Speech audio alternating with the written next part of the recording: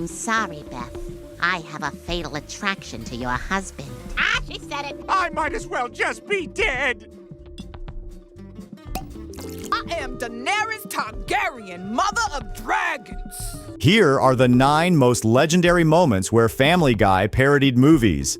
Kicking things off, Family Guy is here to ruin the world's greatest love stories. To celebrate, we thought it would be fun to recount the 3 greatest love stories ever told. Because nothing says romance like buying anniversary gifts from the adult toy shop. Truly, Cupid is shaking. First up, the classic tale of Helen of Troy. The war between the Greeks and the Trojans is over. Apparently, all it takes to start a decade-long war is one hot girl with questionable decision-making skills. Helen? What the Hades? What? She's hot. When he gets to know that his bride has escaped with his enemy, the Greeks roll out their genius plan, the Trojan horse, which is basically the ancient version of catfishing. I had a feeling this fortress would be impenetrable, so I've hired the finest builder in Greece to make us a giant wooden horse. Only instead of sending a fake glitter bomb package, you send an entire army hiding in IKEA furniture. Then Helen and Paris run off for a destination wedding, which sounds nice unless you're one of the thousands of soldiers who died trying to retrieve her. Honestly, kind of rude. Like, at least send out a save the date. Next on the list of ruined classics, Romeo and Juliet. You're a grown woman now, and it's time for you to get married. Grown woman? Daddy, I'm 13. Juliet's 13, which back then meant she was basically past her prime. Yikes. And of course, Romeo gets kicked out of the masquerade because, you know, the wrong family. Man, I must have amnesia or something, because I don't remember inviting you guys. Back when racism was just family-sized. They fall in love instantly, which in the 1500s either meant romance or bubonic plague. Same symptoms, really. I know we just met, but when I look at you, I feel something special. And then Juliet comes up with the genius plan. Fake her own death. She's dead.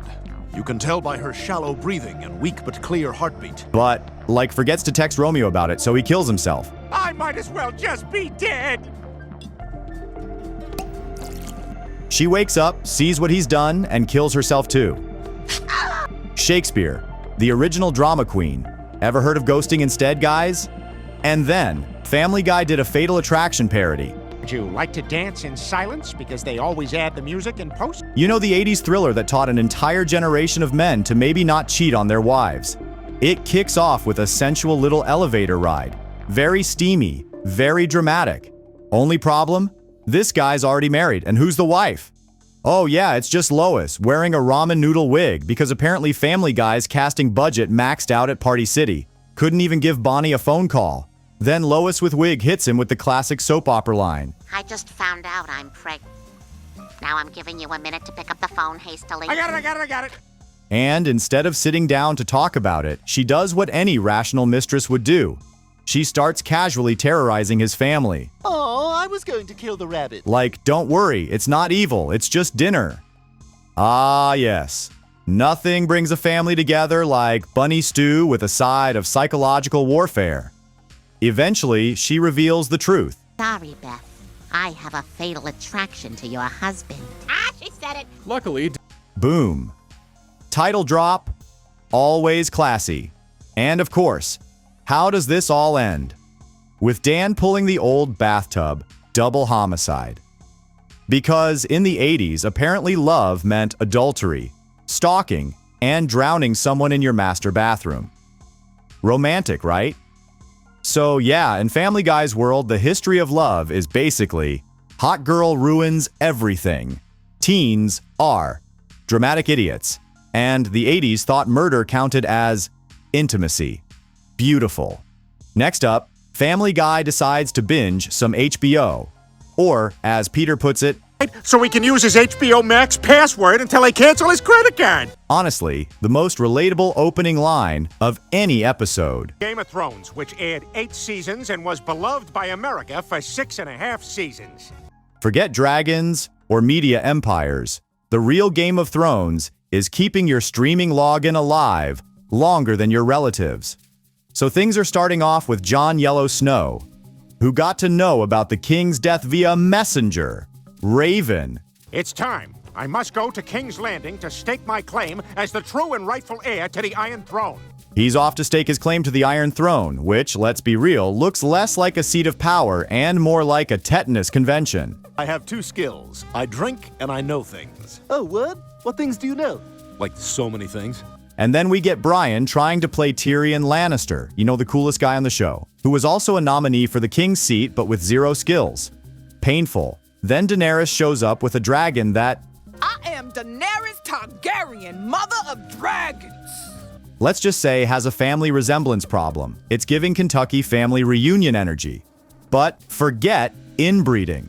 The real threat are the White Walkers. We have bigger problems than that. The White Walkers are on their... Don't worry though, Family Guy adds the White Runners too, which honestly sounds like the world's scariest 5K. After the usual dimly lit battle, thanks HBO, Jon Yellow Snow wins and promises to rebuild the kingdom with bold new policies, like banning people from ever saying, I will make it illegal to say, my trainer kicked my butt this morning. finally, a politician we can all get behind. Then it's on to Succession, a show about rich kids fighting over daddy's empire. Need you all to start fighting over the company, but I will be here for a long time. But Family Guy points out the obvious solution. Just kill your dad and split the company 3 ways. That's not HBO drama. That's literally every Thanksgiving dinner in Florida. And then the dad randomly decides. It was Chris. Which, if that's the actual ending of Succession, then bravo HBO. You out-trolled the internet. And then, because Family Guy never met a gender swap gag they didn't like, we get Big Little Lies. But with Peter, Quagmire, and the boys as wine moms. For some reason, Peter always wants to dress like a woman. Yep, nothing screams high-class drama like Quagmire in Pearls. Somewhere, RuPaul is pressing charges. The plot? Some kid is accused of bullying, tensions rise, and then... He needs to apologize. He didn't do anything. This isn't over. Like, seriously? Are Quagmire and guys playing the roles of moms? Yes, really. HBO, please take notes. This is how you end a season. Coming next to when Family Guy decided to bite the hand that feeds them by roasting Hulu itself. TV shows that I never heard of until they step up on stage to accept their Emmy, for which we were not nominated. Because nothing says, thanks for airing our show, like mocking all your coworkers on the same streaming platform. Real professional move, guys. First up, they go after Only Murders in the Building. A show where Steve Martin, Martin Short, and Selena Gomez solve crimes while looking like they just accidentally wandered into the wrong set. No. This isn't a dark Netflix show, all right? Our murders are solved by the father of the bride. And Family Guy? Yeah, they decide murders aren't solved by detectives anymore. They're solved by the father of the bride. Makes sense. You know, nothing says justice like Steve Martin yelling at you about your floral arrangements. He deserves justice. There's no time to waste. We must decide what our podcast voices are going to be. And, of course, because this is 2024, the characters do the only logical thing after witnessing a murder. They start a podcast. Forget therapy, forget calling the cops. Just plug in that Blue Yeti mic and trauma dump on Spotify. Our mission is to develop a machine that can run diagnostic tests with just 1 drop of blood. Then Family Guy swerves into The Dropout, aka what if Elizabeth Holmes was played by an owl with a cigarette voice? Just 1 drop of blood, my device can tell you if you're a Samantha, a Miranda, or even Magda. The parody basically says, forget curing diseases. We just need to get to the next round of funding. The machine doesn't have to really work, they just have to think it works. This is about scamming investors faster than your NFT bro. And hey, at least Alex Borstein finally got to use a new voice instead of Lois. Progress. His whole operation has been a sham. Finally, Peter tries to parody the bear without ever actually watching the show, which, to be fair, is how most of us recommend shows to friends anyway. Sure is weird being back in the old family restaurant here in Detroit. Chicago. Meanwhile, the actual fans are screaming, you don't even know Sydney's character arc. Wow, Chef, you've really turned this place upside down. Yes, even I have been reluctantly won over. But, let's be honest, the best part is Peter sitting there completely lost asking, Timeout. What is the bear? Is this restaurant the bear? Am I the bear? You are most probably like, what in this world made them do so? Bro, same. So guys, that's a wrap for this time. If you want to stay tuned to more such videos, subscribe to this channel and hit the bell icon.